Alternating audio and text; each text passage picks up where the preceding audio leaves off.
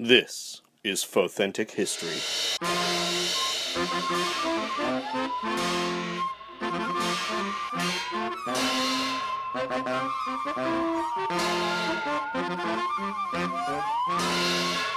Hello and welcome to the podcast. I'm Holly Fry. And I'm Brian Young. And today we're going to talk about a piece of Earth's history that really was incredibly difficult. I know many of our listeners probably lived through some of it. So hopefully this will not bring up any bad memories or spark any panic at thinking about this time period in our Earth's history again. Yeah, that was rough times. It's still rough times. It was. And, we're going to talk a little bit about K-Day, which was a very terrifying time in our history, and what Earth did to finally combat the problem of having giant monsters come out of a fissure in the Earth. So to start, we'll start with K-Day, and that was August 10th, 2013, and that was the day the world changed in an instant. On the California coast, there was a disturbance in the Pacific Ocean just west of San Francisco's Golden Gate Bridge. An earthquake measuring 7.1 on the Richter scale was recorded. Within seconds, this disturbance revealed itself to be a beast, unlike anything anyone had ever seen before. It was massive. You have probably heard people compare the kaiju, which is what these intruders came to be called, to dinosaurs, and that's really the closest analog to these creatures that we've had on Earth. The Golden Gate Bridge is 746 feet high. Trespasser, as the attacking beast would later be named, was 302 feet tall and weighed 2,780 tons. When it bellowed, it was reportedly heard more than 10 miles away. It walked primarily on its back legs, but its arms were powerful double appendages. Each was actually two arms, splitting from a single trunk-like appendage. And for clarity on those measurements, when we say the Golden Gate Bridge is 746 feet high, some of that is underwater. So when you see images of Trespasser right there at the Golden Gate Bridge, it's kind of a hunched over creature, even though it's walking primarily on what we would call its back legs. And it looks like it almost reaches at least 2/3 of the way up the highest spans of the bridge. So some of that is because it's not coming in at the highest point for the bridge, but just in case that causes confusion. And because it was such a massive creature compared to this massive structure, it destroyed the Golden Gate Bridge with ease. It just kind of plowed through it and it crumbled underneath it. And then Trespasser moved south toward the former U.S. Army airfield that's known as Crissy Field. The city of San Francisco began evacuation immediately, but unfortunately, because of the way the city is laid out, this actually trapped a lot of the downtown residents. So the bridge was gone, which meant that avenue could not be used, and the freeways were overcrowded, particularly people that were a little more inland from the city. So a lot of the people there in the city were just stuck in place, and that meant that they were directly in the path of this rampaging kaiju. Ferry boats got as many people out of the city as possible, but there were still fatalities. One elderly man, Yi Choi, was successfully escorted out of the city by his grandson Tendo Choi, but the grandfather died later from exposure to the kaiju's blood, which had been splattered throughout the city when an air attack squadron hit it. Yi Choi's death provided one of the first learnings of the horrible event. Kaiju blood is toxic to humans. And we'll talk a little bit more about that military attack on Trespasser, but we just wanted to establish that, unfortunately, there were not only the lessons of just having to deal with this massive, completely unknown surprise attack rampaging through a city, but there were also some scientific things that we ended up learning that were also very frightening. Stacker Pentecost, who, of course, eventually became a leader in Earth's fight against the kaiju, experienced a very personal loss on the day of that first kaiju attack, which came to be known as K-Day. So as we've referred to it before, that is the K is for kaiju, K-Day. His sister Luna, who was a Royal Air Force pilot, was called into action for an air attack on Trespasser. And it was actually during Luna's unit's strike on Trespasser that its blood was spilt, eventually leading to Yu Choi's death. The RAF first hit it with tank buster rounds, but they had little effect. When Luna made a daring move to get close to the beast in order to fire a Sidewinder missile into its gullet, her fighter was slapped out of the air by the monster's huge arms, and she was killed. The kaiju went on a 6-day rampage of terror along the California coast. And during that time, the military threw every kind of power it could at the beast. So CH-47 Chinooks, FA-18 Hornets, AC-130U gunships, test phase F-35 Lightning IIs, tanks, and heavy artillery were all ultimately fruitless in their efforts. After all that military might failed to stop Trespasser, a nuclear strike was authorized.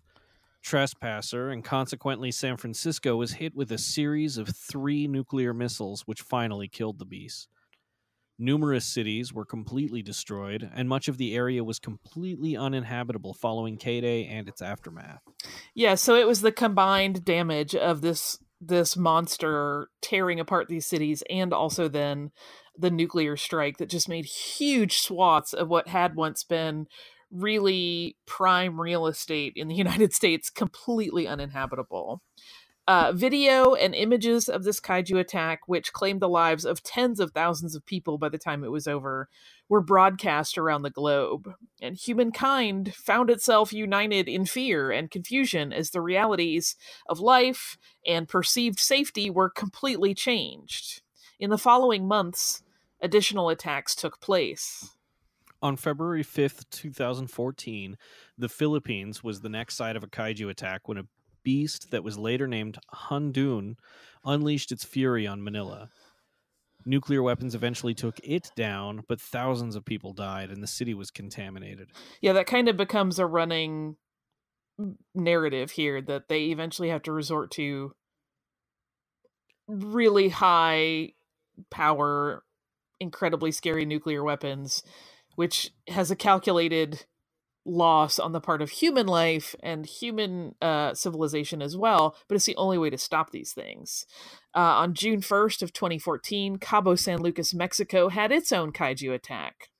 After San Francisco and Manila, there was a plan in place to try to draw the monster, and in this case it was nicknamed Kaisef, away from the city before launching a nuclear strike. But unfortunately, those efforts failed. They could not deter the beast, and the awful decision had to be made to bomb Kaisef there in the city.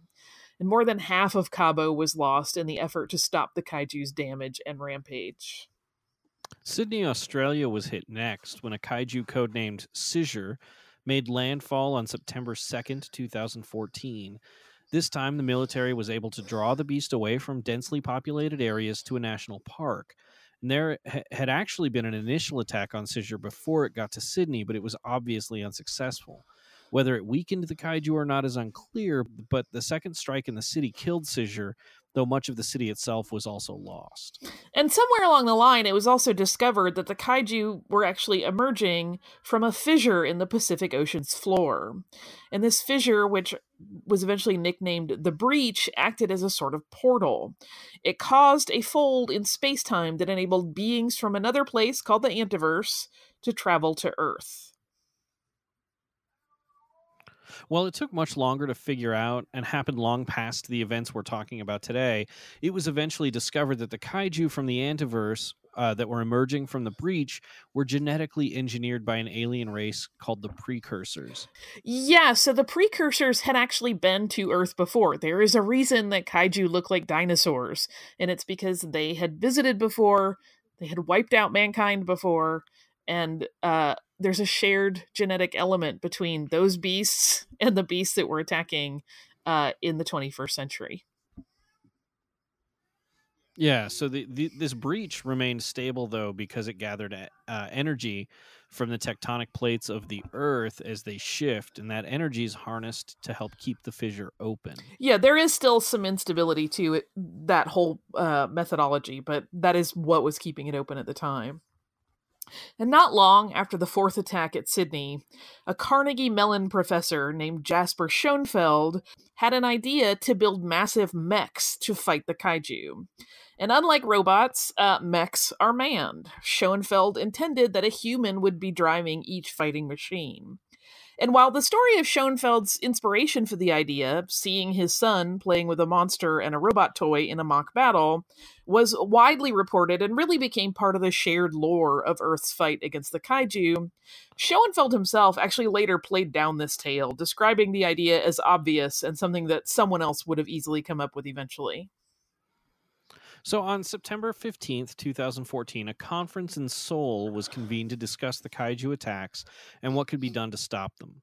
Stacker Pentecost gave an impassioned speech challenging attendees to come up with a way to toe up against the massive alien invaders. Schoenfeld offered up his idea, and he was immediately given funding to pursue it. So Dr. Schoenfeld brought a young woman onto this project named Caitlin Lightcap. And this move was, in his mind, essential.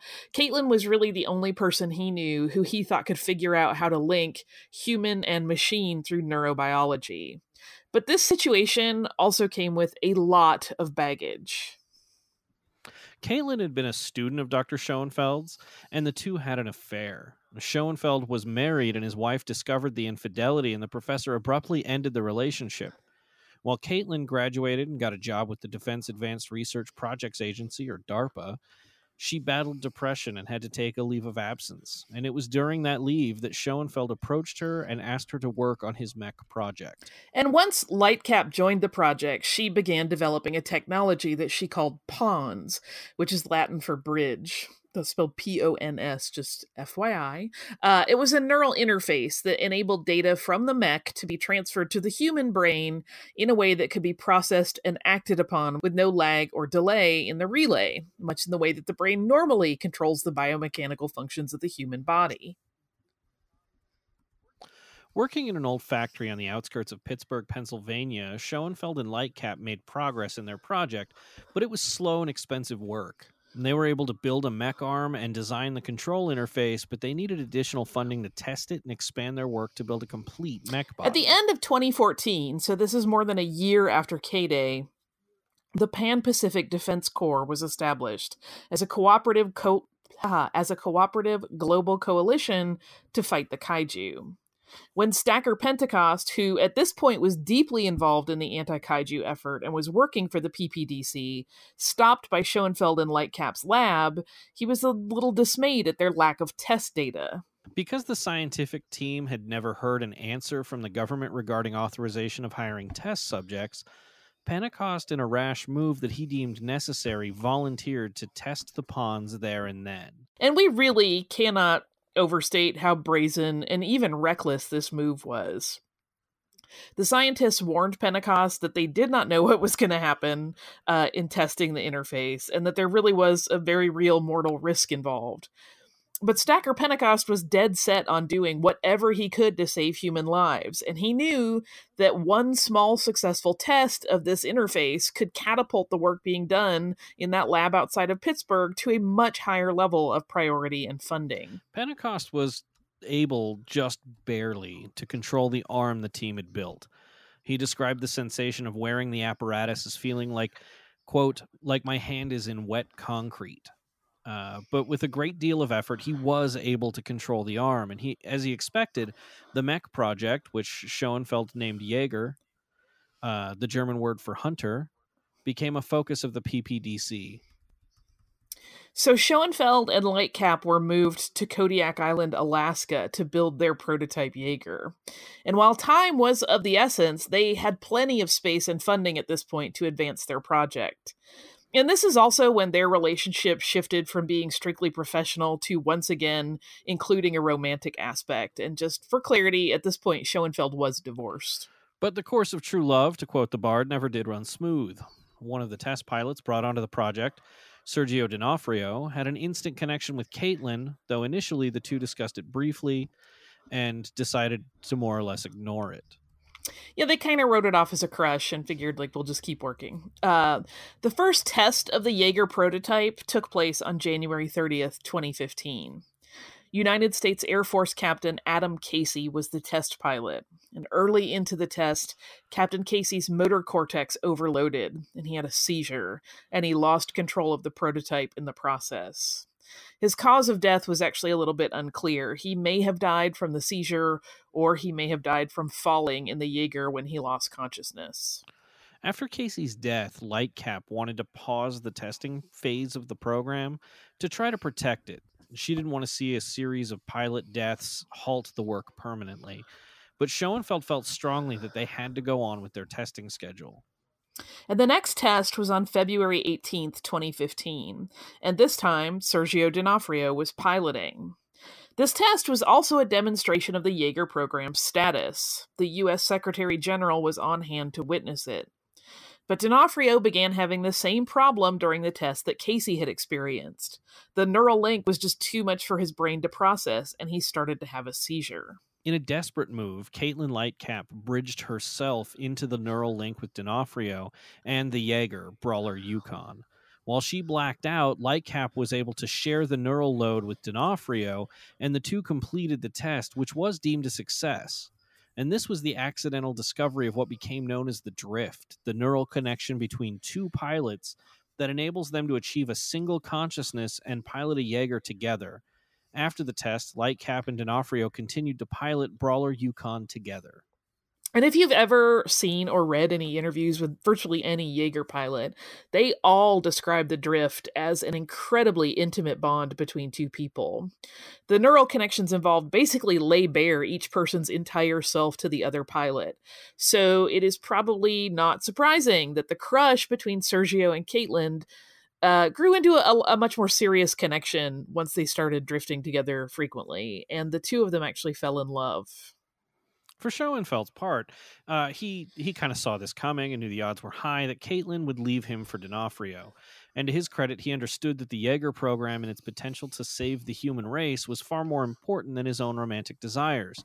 So he saw Caitlin's leaving him for her co-pilot as a fairly natural and even important thing if it helped advance the program. After that successful first test, the military had ordered a full set of Jaegers into production.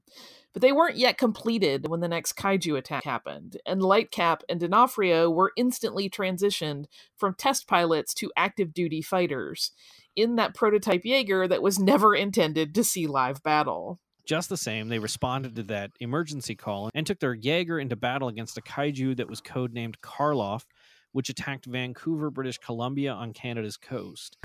Despite being called into action they were never intended to face, Brawler Yukon, Lightcap, and D'Onofrio defeated the kaiju and in effect performed a successful stress test on the world stage. Not only did the defeat of the kaiju end the potential destruction of Vancouver, it gave humankind hope.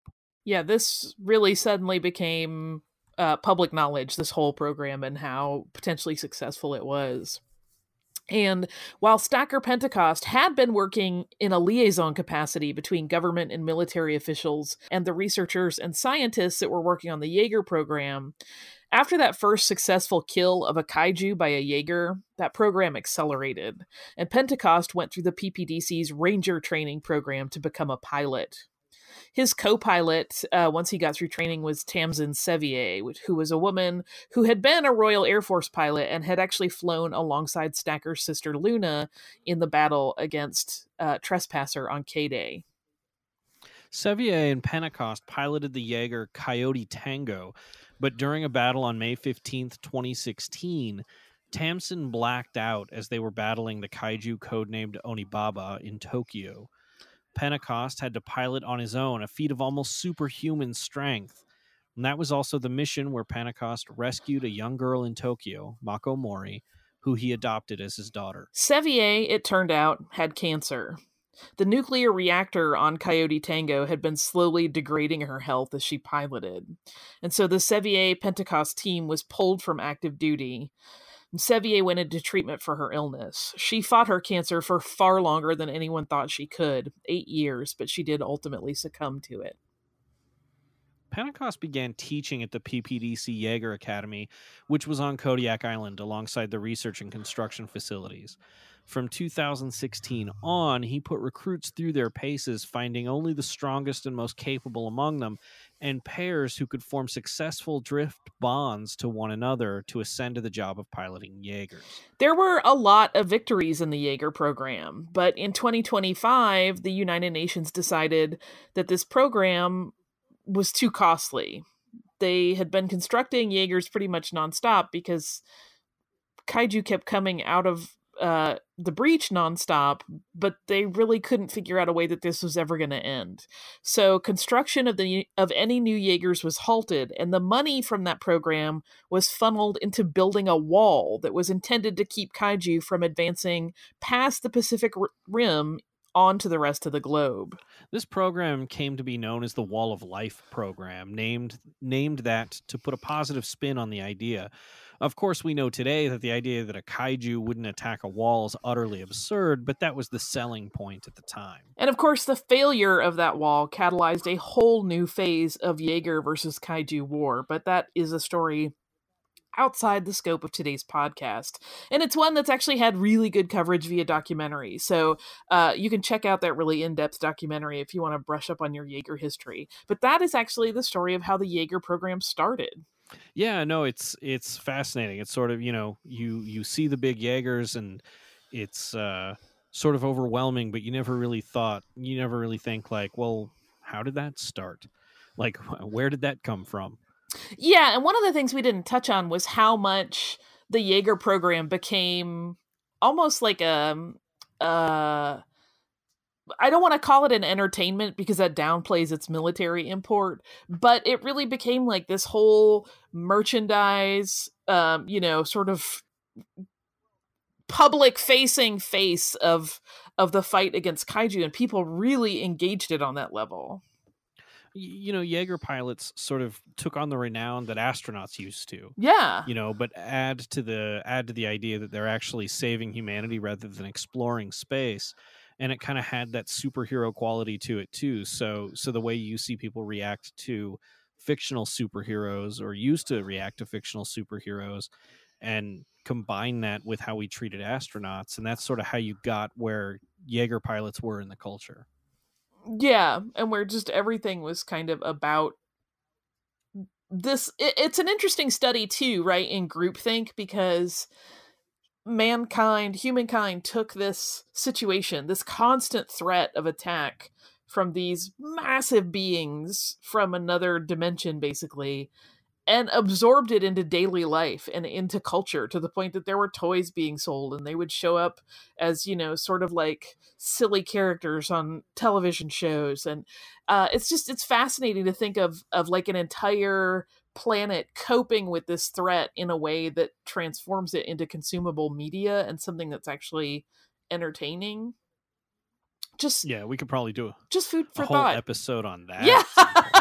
Yeah, it's an interesting thing indeed. So yeah, that's what we got. Do you have any listener mail? I don't this time. We just had some mails for some emails for suggested shows, and I'd like to invite you all, if you'd like to send us an email, to do so by going to fauthentichistory.com and using our contact form. We'd love to hear from you, whether that is just a show idea for us to add to the list, or something more than that. We'd love to hear about that. And you can listen to the show at fauthentichistory.com or iTunes or Stitcher, wherever else you can hear it. And you can catch us at Fauthentics on Twitter. You can look up Fauthentic History on Facebook and find us wherever you'd like. And if you want to leave us a review wherever you can find us, that would be great too. Where can people find you, Holly? I'm on Twitter as Surliest Girl, and I'm on Instagram as SurlyGirly5. And I also have 2 other podcasts, one with you, which is Full of Sith, which can be found at fullofsith.com. And I'll let you give the other contact details. And then the other one that I do is Stuff You Missed in History Class, which can be found at missedinhistory.com. Which is a great show. Thanks. But Full of Sith, you can find us at fullofsith.com and Full of Sith on any social media you can think of, and look us up on iTunes and wherever else, and give that show a listen. It's a good time. If you want to find me, you can find me on Twitter at Swankmatron, and that'll sort of act as a portal to everywhere else you can find my writing, whether that's StarWars.com or Big Shiny Robot or wherever else. Is there anything else, Holly? It sounds like we covered everything. I think so. Now I'm just going to go play with my kaiju toys. Yeah, I've got a few myself, and I really enjoy them. Yeah. Which is weird because they're such destructive, horrible forces. But... Well, I also have Jaeger toys. Do you have a Yeah. favorite Jaeger, particularly from this early period? I really like. I mean, Gypsy Danger is cool. But the Cherno Alpha is where it's at. I just really love. I love Cherno Alpha so much. Yeah. Beautiful. Beautiful. Just the way it's built and how it has that really sort of Spartan design and the pistons and the way it works is just really cool. Yeah, I love everything about it. What's your favorite? It's Cherno Alpha. Oh, so we're drift compatible. Sure. I don't want anybody climbing in my brain. I don't think they could survive that, let alone like the neural interface to the machine. Yeah. They'd be like, "You are a mess." What? And then it would all Why fall do I need apart. to drink all of a sudden? Right? I'm exhausted. This is crazy town. All right. Well, that's it for this show, and we'll see you next time. Yeah.